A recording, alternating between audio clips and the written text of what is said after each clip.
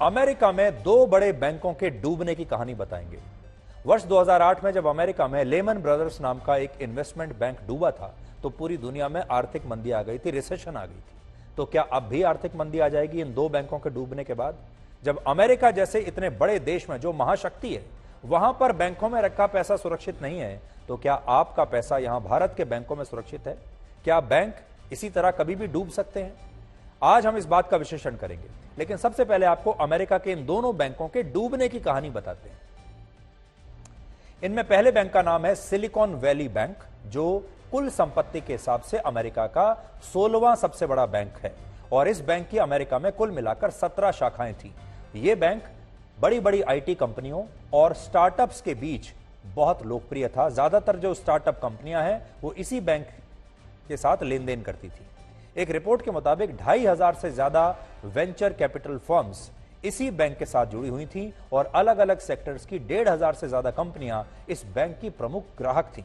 Venture capital firms उन कंपनियों को कहते हैं जो ऐसे स्टार्टअप्स को फंड करती हैं जो शुरुआती चरण में होते हैं।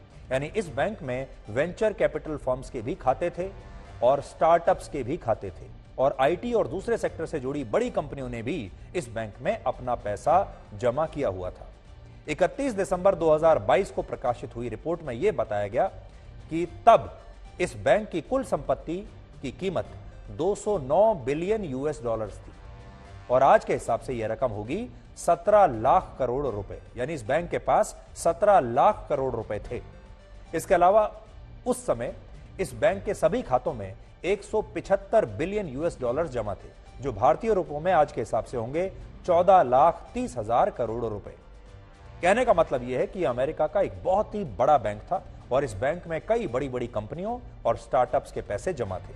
लेकिन 10 मार्च को यह बैंक डूब गया, यानी बंद हो गया और ऐसा कहा जा रहा है कि वर्ष 2008 में आई मंदी के बाद यह दिवालिया घोषित होने वाला अमेरिका का सबसे बड़ा बैंक है।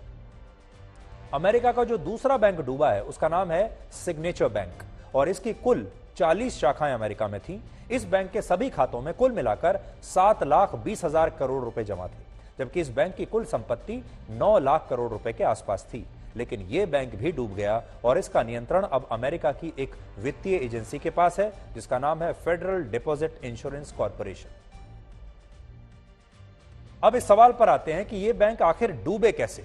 तो इसकी पूरी कहानी शुरू होती है कोविड के समय से, जब कोविड आया था। असल में जो सिलिकॉन वैली बैंक है उसके ज्यादातर ग्राहक या तो बड़ी बड़ी आईटी कंपनियां और स्टार्टअप्स थे या वो वेंचर कैपिटल फर्म्स थी जो स्टार्टअप्स को फंड करते थे। कोविड से पहले इन आईटी कंपनियों पर कोई ज्यादा दबाव नहीं था और क्योंकि उस समय अमेरिका में केंद्रीय ब्याज की जो दरें थी वो बहुत कम थी, इसलिए कई स्टार्टअप्स के लिए बाजार से फंड जुटाना बिल्कुल मुश्किल नहीं था।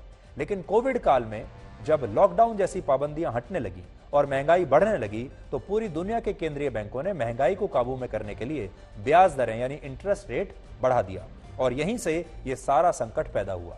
कोविड से पहले और कोविड की शुरुआत में जब अमेरिका के सेंट्रल बैंक, जिसका नाम है फेडरल रिजर्व, उसने ब्याज दरें कम रखी तो सिलिकॉन वैली बैंक ने इसे एक अवसर की तरह लिया।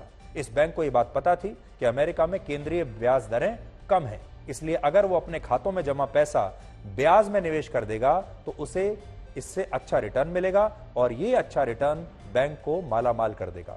इसके लिए इस बैंक ने अपने पास जमा पैसा अमेरिका के सरकारी ट्रेजरी बॉन्ड्स में निवेश कर दिया और ये बॉन्ड्स खरीद लिए।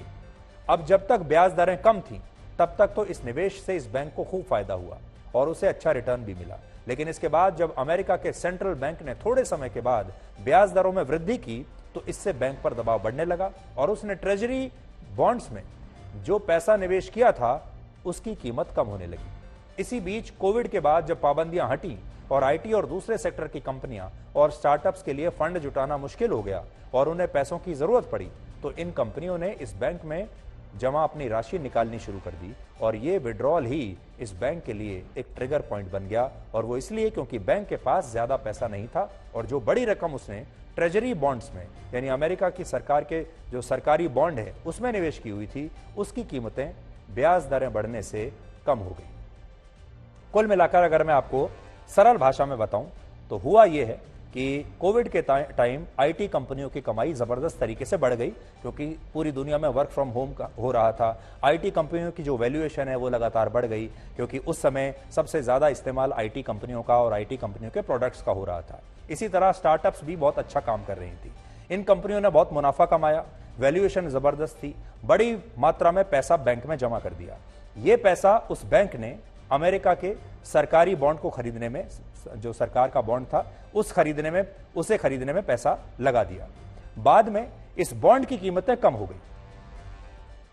जब कीमतें कम हो गई तो बैंक को नुकसान हुआ, और जब बैंक को नुकसान हुआ तो यह देखकर जो बाकी की जो कंपनियां थीं उन्होंने भी अपना अपना पैसा बैंक से निकालना शुरू कर दिया। और जब इतनी सारी कंपनियां एक साथ बैंक के पास आ गई अपना पैसा निकालने के लिए, तो बैंक के पास उतना पैसा बचा ही नहीं। और इस संकट से निपटने के लिए इस बैंक ने अपने ट्रेजरी बॉन्ड्स को बहुत ही कम कीमतों पर बेचना शुरू कर दिया, क्योंकि अगर ग्राहक पैसा अपना वापस मांग रहा है तो बैंक को देना पड़ेगा। और बैंक ने पैसा दूसरे बॉन्ड्स में लगा दिया। दूसरे बॉन्ड्स का रेट बिल्कुल नीचे गिर गया, लेकिन बैंक की मजबूरी है और उसने कम दाम पर ही वो बॉन्ड्स बेच दिए। और 8 मार्च को जब इस बैंक ने यह बताया कि इस पूरे घटनाक्रम से उसे भारतीय रुपयों में लगभग 16,000 करोड़ रुपए का नुकसान हुआ है, तो उसके बाकी ग्राहक ये खबर देखकर घबरा गए और उन्होंने डर की वजह से बैंक में जमा अपना पैसा निकालना शुरू कर दिया, और इससे बैंक पर दबाव और ज्यादा बढ़ गया। 9 मार्च को इस बैंक के ग्राहकों ने अपने खातों से एक ही दिन में, सोचिए 9 मार्च को 3,40,000 करोड़ रुपए निकाल लिए, और इसके बाद बैंक का जो कैश बैलेंस लगभग 8,000 करोड़ रुपए नेगेटिव में चला गया। इसका सीधा मतलब यह था कि बैंक दिवालिया हो गया और उसके पास ग्राहकों को देने के लिए पैसा नहीं बचा।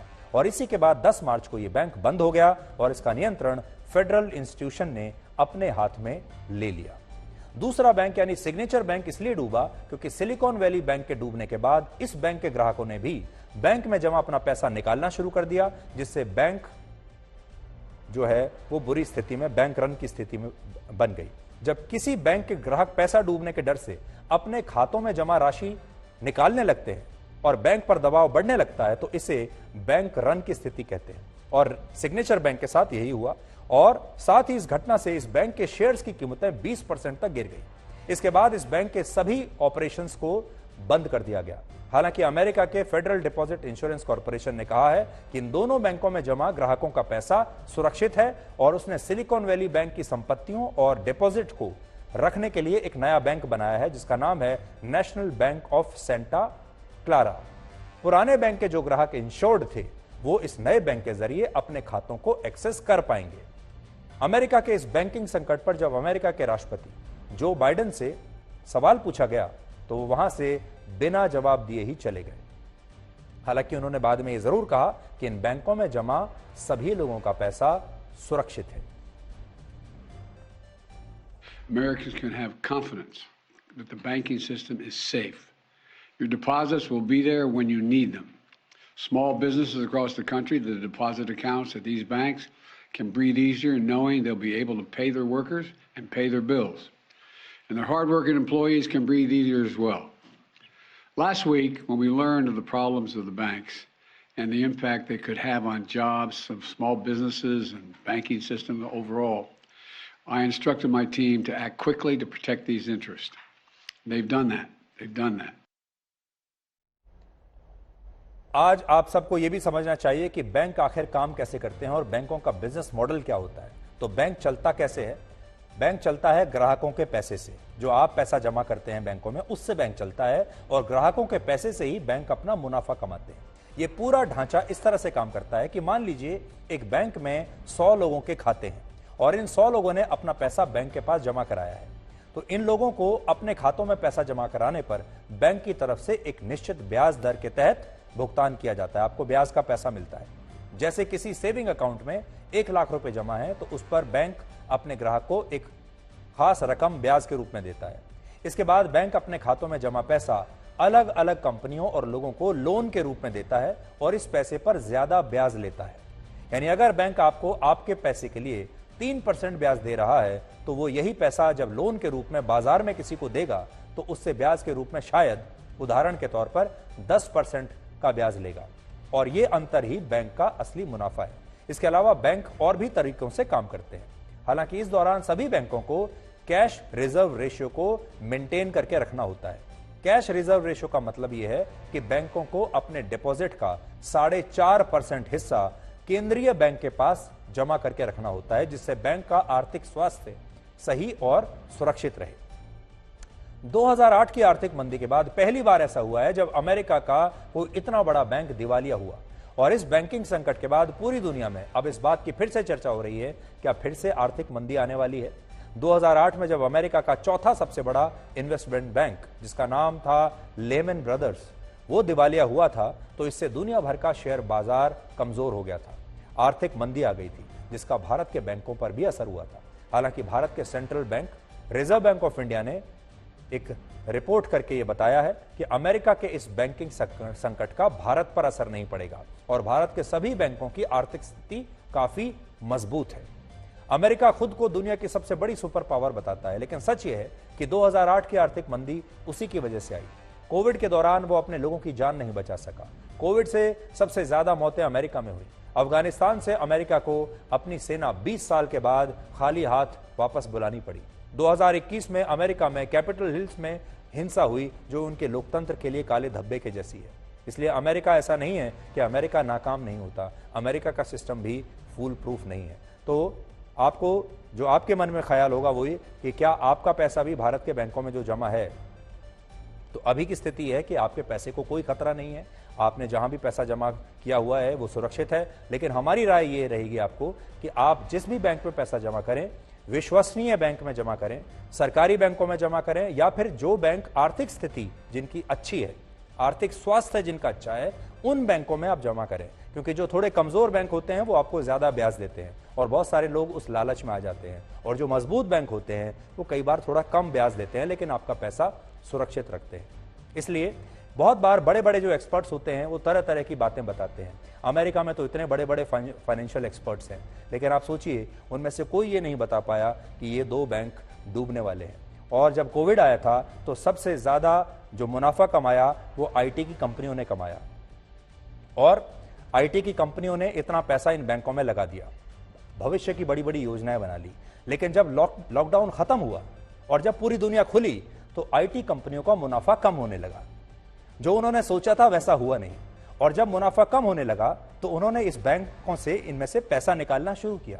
लेकिन ये बैंक तो तब तक उनका पैसा कहीं और लगा चुके थे, और जहां पैसा लगाया था वो पैसा भी आर्थिक मंदी के दौर की वजह से नीचे आने लगा। तो इस तरह बड़े बड़े एक्सपर्ट्स के जो कैलकुलेशन है वो भी गलत साबित हो गए।